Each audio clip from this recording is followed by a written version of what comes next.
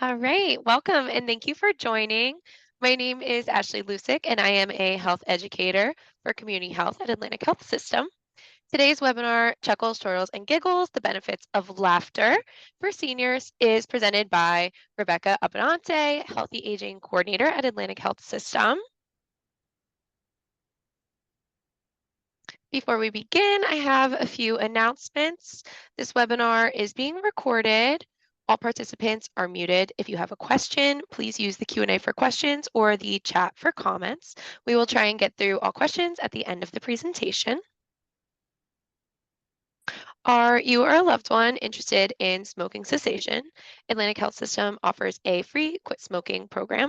This program includes an individual assessment, free nicotine replacement products, and 6 weekly group meetings to help you quit and stay smoke-free. There are multiple dates and times available, with groups available in person or virtually. For more information about these groups or other resources, or for any additional dates and times, please call 1-844-472-8499. The first step to a healthier heart is knowing your risk level for heart disease. Take 2 minutes to complete our online quiz and get your individual results.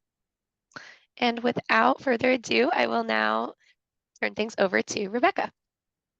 Well, thank you, Ashley, and welcome everyone. I hope that this finds you all doing well on this lovely sunny spring day.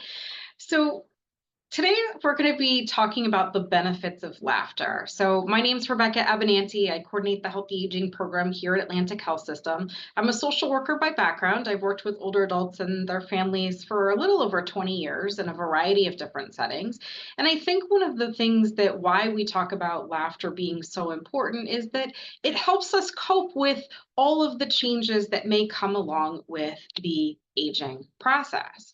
So one of the things that I always like to get started, and I know that we are in a webinar space, but certainly if you have any good, clean jokes, I have to specify clean because sometimes I don't always get what I'm looking for. But if you have any good, clean jokes, I'd love for you to go ahead and put them in the chat so we can share them with each other and hopefully get giggling. But to get us started, I always preface this by saying this presentation includes a lot of really terrible dad jokes. So we'll probably have some giggles and some groans and all of that. But you've heard of the village people, but have you heard of the retirement village people that say AARP? All right, I know. Let's get started. All right, so let's get giggling with some little jokes here. How many telemarketers does it take to change a light bulb? Only one, but they must do it while you're eating dinner. What do you call a dog that can do magic? A labracadabrador. Why did the scarecrow win an award? Because he was outstanding in his field. And what do you call a caregiver of chickens? A chicken tender. Some little cartoons here for you. Our little snowman in the top has been working out. Hopefully we won't see more snow through the rest of this lovely spring. A little joke about all of our medications, the pills for your eyes, this one's for your heart, this one's for blood pressure, that's for diabetes, that's a blood thinner, this is for cholesterol, that's for dizziness, what's for dessert? And this is probably one of my favorite books by Dr. Seuss. If you've never heard of this one, it's called You're Only Old Once. And it's a lovely little journey of what it's like to be a mature person going to see a doctor and through all of the testing. So it's a good giggle to get started. So if you do have any good jokes, please feel free to share them in the chat as we go along. All right, so let's keep the conversation going. So why is laughter important? And there's a lot of benefits, and certainly that the little quiz you just took that we talked about endorphins, and that's good for our heart, and all of that is true, that when we laugh, increases our oxygen levels in our blood, which can help with circulation, which may potentially help lower our blood pressure and cholesterol levels, believe it or not. When we laugh, it releases all the feel-good hormones, our endorphins, all those feel-good chemicals that can not only help us feel better, but can help us sleep better, as well as our perception of pain. And in fact, there are some studies out there that show that the ability to use humor and to find the funny in life may help raise our level of infection fighting antibodies in our body and help boost levels of immune cells. And because we know that since stress is associated with a reduced an immune defense, anything that helps reduce stress helps to potentially boost our immune system. So as we're coming out of the end of, or the middle of whatever you want to call cold and flu and COVID and all of the RSV and all of the things that we have going around, that certainly having any type of reduction in our immune system is not great. So if we can add laughter and that can potentially help us, even better.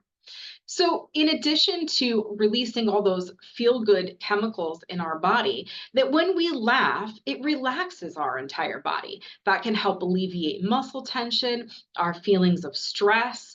Many times, that when we feel stressed, when we feel tension in our body, you can feel it physically, whether it's in your shoulders or your back, or you can just feel the muscles in your, when you clench your jaw, whenever you feel stressed, you can feel that. So by laughing, when you have that deep belly laugh, you can feel that that helps to relax the tension in our body. We also work out our diaphragm, our abdominal muscles when we laugh. And when we are thinking about how important those muscles are, that if we are living with illnesses like asthma, respiratory disease, or have an acute issue like bronchitis or COVID or something where we're coughing, that having good, strong abdominal muscles that can be very helpful to improve what we call our cough efficacy, meaning that if we do get sick, we want to be able to cough and get all the stuff in and out, right? We want to get all that junk out. So having good cough efficacy comes from having strong abdominal muscles. So by laughing, that we are helping to exercise those. And there's a little fun fact here that about 1 minute of laughing burns about the same amount of calories as 5 minutes of walking on a treadmill. Now, I don't know about you, but I would much rather laugh than walk on a treadmill. So, in thinking about some of the physical benefits, that it's important to really exercise our whole body, release that tension and stress in our body. And I have a little goofy little cartoon here that they say, okay, calm down. That's not whistling, they're wheezing. All right. In addition to the physical benefits of laughter, there's lots of mental health benefits. That laughter helps to, as we talked about, increase those levels of feel-good hormones in our body. It also increases levels of dopamine that can help to alleviate stress, anxiety, and potentially address our feelings of depression. That as human beings, that playing and having fun in a regular basis helps us cope with the challenges that come along with life. It helps us cope with difficult situations and potentially protect us from the damaging effects of stress. There's some studies that actually talk about the importance of laughter in relationships, in connections with other people. Being around people and being with people that make us laugh not only helps us feel that we have outlets in life, that we have the people that help find the funny in our day to day, but there's also some studies that say that all the other health benefits that come from laughter also are related to the increased level of social support when we feel connected to people that make us laugh. That when we have good relationships with people that we laugh with, we enjoy spending time together, that not only that helps improve the quality of our relationships, but it also, that level of social support and engagement helps improve our overall health and well-being. So when we talk about feeling, good about ourselves and the mental health that many people struggle with, and in coping with challenges that come our way that are a normal part of life, those ups and downs, that having those people in our life and those relationships that feel supportive, and laughter can add to that as well. We also talk about the importance of attitude, right? And we know that having a positive attitude alone isn't necessarily enough to cure disease or completely alleviate stress. But in thinking about our attitude in relationship to positive health benefits, that we know that it helps. It's not enough to cure disease or alleviate stress entirely, but it helps, right? And in conjunction with that, that laughter adds to a positive attitude. And research tells us that having a positive attitude, specifically about aging, can help us cope better with changes that come along with the journey. So, for example, being able to find the funny and being able to laugh about things that are challenging and being able to cope with, changes. Maybe we're living with changes in our health status. Maybe we're living with chronic illness. Maybe we've lost a spouse or a partner or a friend. And thinking about all of the challenges that come our way is that trying to see things through a positive lens can sometimes help us cope better. There was actually one study done in Norway that found that people who can find the humor in life are 35% more likely to live a longer life than those who don't. So, again, thinking about the importance of laughter and the importance of a positive attitude helps us cope with things. So, for that, I give you the senility prayer. You may have heard of the serenity prayer. This is the senility prayer. It says, grant me the senility to forget the people I never liked anyway, the good fortune to run into the ones I do, and the eyesight to tell the difference. All right. So speaking of eyesight, here's a little poem for us. It's called Looking Good. My face in the mirror isn't wrinkled or drawn. My house isn't dirty and the cobwebs are gone. My garden looks lovely and so does my lawn. I think I might never put my glasses back on. So for those of you that can empathize with wearing glasses, you can probably this feeling of being able to look. So how do we find the funny, right? In thinking about finding the funny in life, first of all, if we are feeling stressed and overwhelmed, that's a major impediment to being able to laugh and find the humor in things. So if we are feeling stressed, looking for ways to help us manage that stress and balance it is incredibly important. So I always encourage people to have go-tos that can help you cope with stress, whether it is people that make you laugh, spending time with those people that make you laugh. Do you have a favorite author that is funny, or a funny movie, podcast, music, whatever it is in life that can make you laugh?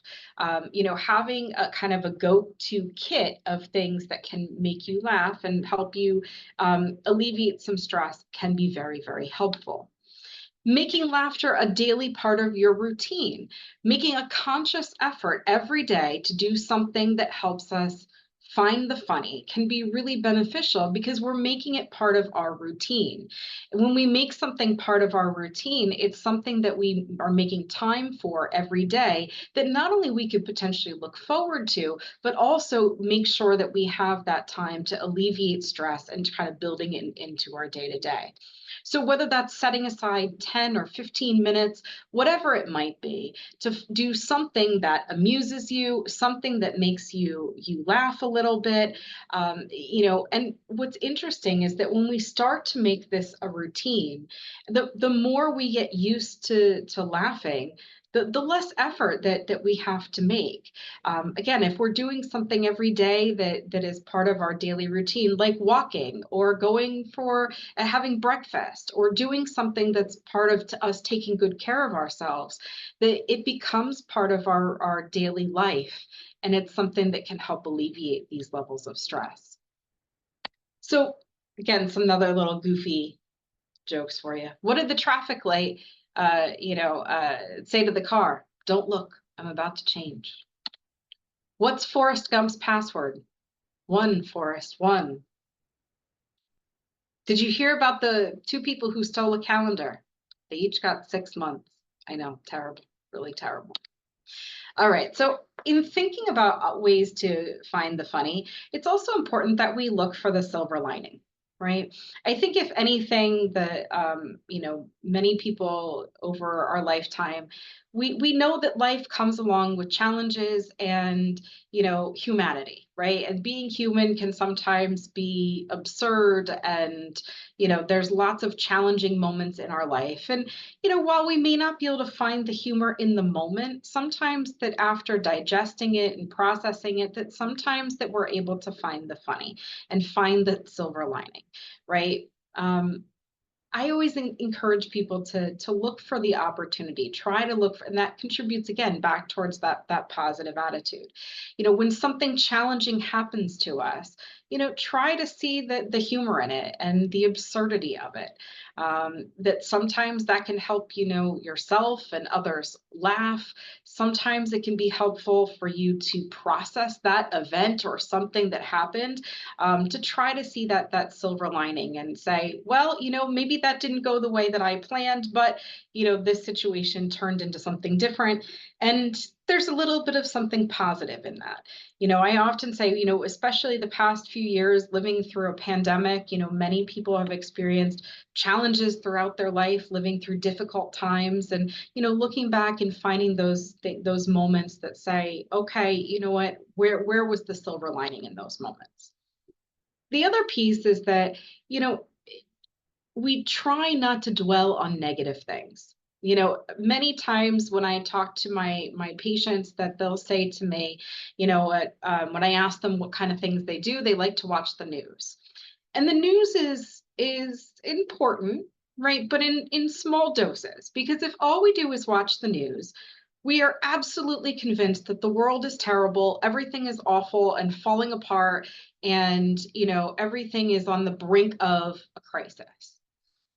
And we know that that's not always the case, right? There's many wonderful, happy, joyous, great things happening all around the world and in our individual lives and the people around us.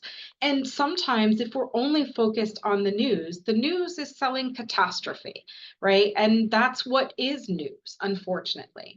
So when we look at what we are consuming and what information we are taking in, that let's try to avoid some of that negative commentary around us. Because I've had many times where people say, I watch the news all the time, and that increases their own anxiety in their day-to-day life, because they're worried about all of these things that they're watching on news. So try to balance it. Yes, importance of being informed, but also really understanding that, there are still wonderful things that happen in life and happening around us every day. So if we are, in addition to the information that we are consuming, I'm sure that all of you also know people who are always negative. Everything is awful and terrible and filled with complaints, and there's nothing and good. And sometimes that when we're around people that also reinforce that negativity, it impacts us as well. Thinking about, what we surround ourselves with. So if we're always consuming negative information and we're around negative people, it's even harder to find the silver lining. It's even harder to find that positive attitude. So sometimes it's helpful to set boundaries and set limits in order to try to really balance what we surround ourselves with and who we surround ourselves with. Many things in life are beyond our control, right? Particularly and probably most importantly, the behavior of other people. We can't control what other people do. We can only control what we do and how we react to things. I oftentimes have conversations where people that, are very focused on wanting to make sure that someone else does or doesn't do something.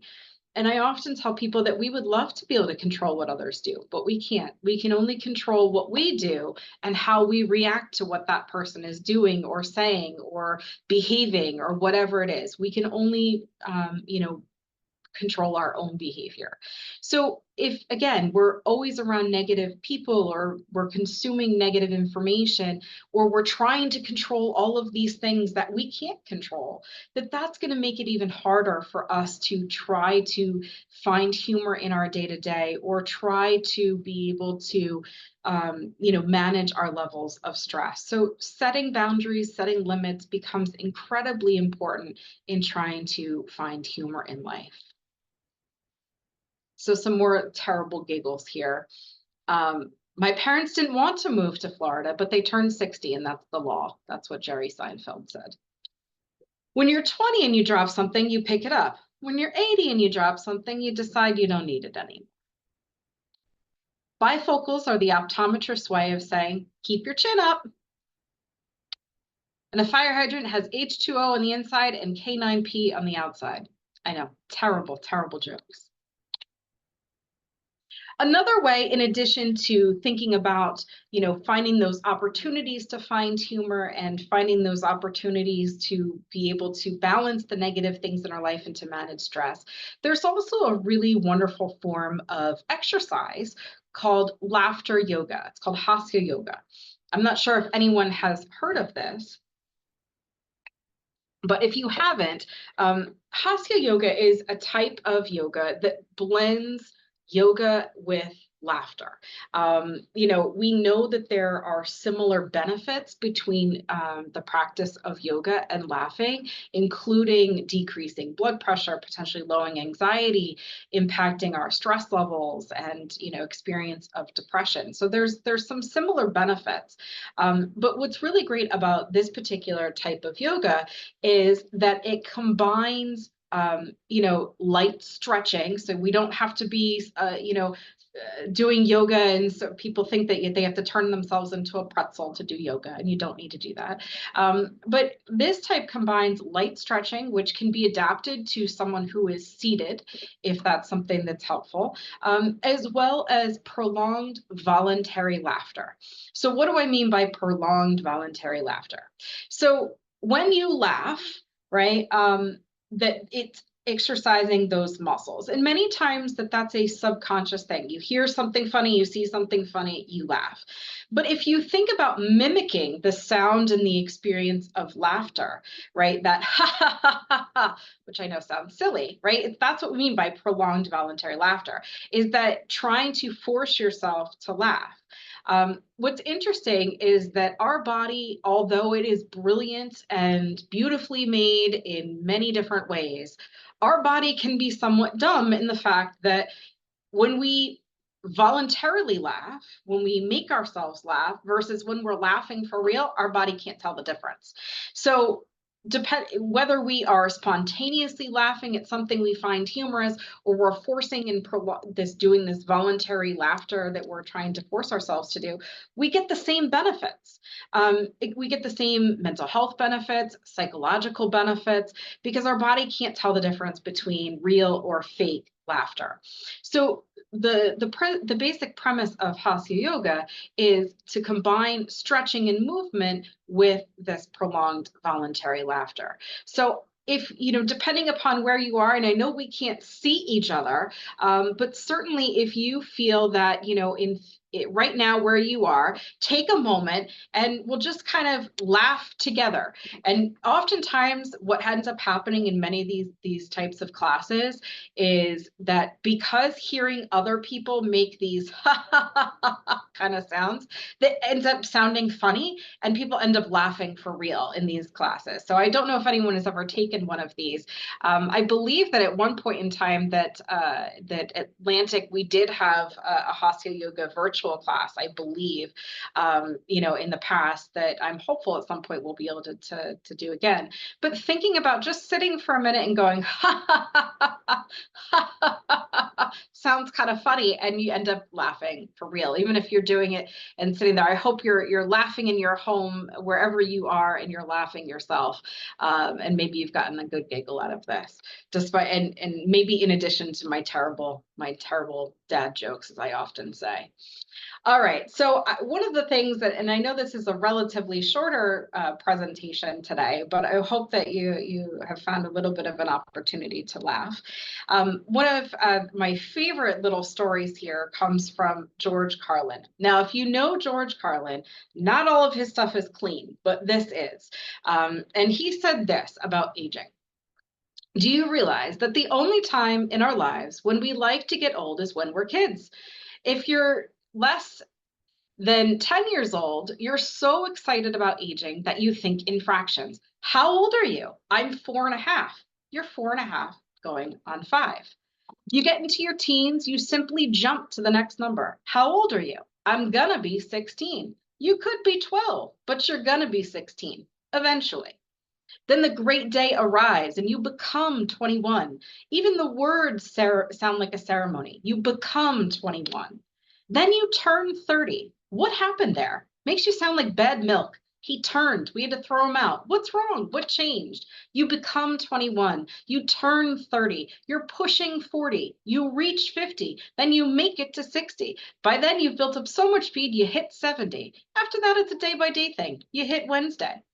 You get into your 80s, you hit lunch, you hit 4:30, and it doesn't end there. Into the 90s, you start going backward. I was just 92. And then a strange thing happens. If you make it over 100, you become a little kid again. I'm 100.5. So as we wrap up, I'm going to leave you with one of my favorite quotes from Satchel Paige that said, "How old would you be if you didn't know how old you are?"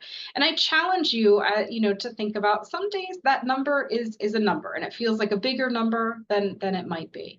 And some days a number seems like nothing, right? I think that oftentimes when I have worked with many people over 65 in my career, and we talk about, the importance of having a perspective, right? And putting things into perspective in the greater scheme of life. And that, knowing that day by day things are going to change, and that's okay. I often say that, we are all navigating very challenging, things in life. We never know what anyone else is trying to cope with, and trying to find a positive attitude and trying to find the funny can be incredibly, incredibly important in our day to day. The social worker in me also would be remiss if I didn't talk about the importance about managing, mental health concerns that are very real things like anxiety or depression. Those are all very treatable conditions. Many times I have people that come to me that, they have been experiencing depression related to life events, related to experiencing chronic illness, or loss, or feeling more anxious because of experiencing, chronic illness or loss, or just living in a pandemic world the past few years in particular. And I often say that, these are very real conditions. They're very treatable. It's not a normal part of aging, but it is something that many people experience as they age. So if we're feeling more sad or down, or we're feeling more anxious or nervous or worried, it's important that we're talking to our healthcare providers, or other people in our life so that we can get support that we need. Oftentimes we might be experiencing changes in those feel-good chemicals in our body that maybe we need some medication to help us, feel a little bit better, to address those feelings of depression. Maybe we need to talk with someone to help us cope with all of the life things that we are navigating. Many times my patients will say, well, I can talk to my son, or I can talk to my friends. And, our friends and our family can be wonderful, but they are not objective.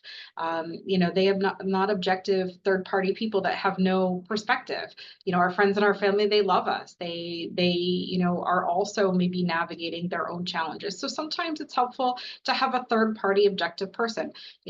Many people, if your insurance covers counseling through, Medicare covers counseling, most Medicare Advantage plans covers a limited number of sessions with counseling. So, having someone to talk to also can be really beneficial. So that is also an important part of helping to find the funny and being able to experience some of those benefits of laughter. So I'll leave you with a couple of resources if they can ever be of help for you. As I mentioned in the very beginning, I coordinate the Healthy Aging program here at Atlantic Health, which at its heart is a phone and email hotline. I'm the hotline. So if you ever reach out, you get me. If you do have questions, most often what I have questions from people about are things like understanding housing options, navigating the elder care maze of different services, what types of supports are out there, community services, social service programs, things like that. The number and the email are here to reach me. It's Monday through Friday, and I cover, the most of northern New Jersey and a little bit of part of eastern Pennsylvania, where Atlantic Health System has a presence. I also have a free resource directory that I'm happy to send out a copy to if you haven't seen it. And I also, if you are a family caregiver, I offer free virtual caregiver consults to have scheduled time to meet virtually with me one-on-one to talk about any concerns. I also am one of the social workers in our geriatric assessment center, which is an outpatient medical practice located here in Morristown. We have been fortunate to gather a team of geriatric physicians. These are primary care physicians that have additional expertise and training in caring for people over 65. So between our physicians, our nurse practitioners, and social workers, we offer consultative evaluations as well as primary care for people over 65. So the first visit to our practice is about a 90-minute visit. You meet with the physician and one of us is social workers. The doctor goes through medications, medical history, gets some baseline information about our level of functioning. And then one of us is social workers to talk about services, resources, or any long-term planning questions that you may have. We offer a lot of other supports for caregivers and education. I always say I'm admittedly biased because I do work with the team, we've been able to, we have 5 geriatric physicians, 2 primary care physicians doing an additional year of training in geriatrics. And for those of you who know that geriatricians are kind of a rare breed of a doctor, they're hard to find, and we've been fortunate to gather a good team of them. So if you'd like to make an appointment, that's the number below. Right now we do book about 2 to 3 months out, but we do keep a cancellation list for new patients. And this is me. If you do have any questions, please don't hesitate to reach out to me. I'm happy to help however I can. I hope that you have enjoyed today's talk. So I would just like to say thank you for joining us today. We kindly ask that you take a few minutes after today's webinar to complete the program survey. That link has been added to the chat for your convenience. And I'd like to say a special thank you to Rebecca for sharing your expertise and your time with us today as well. If you have any additional questions or comments, you can send an email to communityhealth@atlantichealth.org or call 1-844-8499. That concludes today's webinar, and I hope you all have a great day.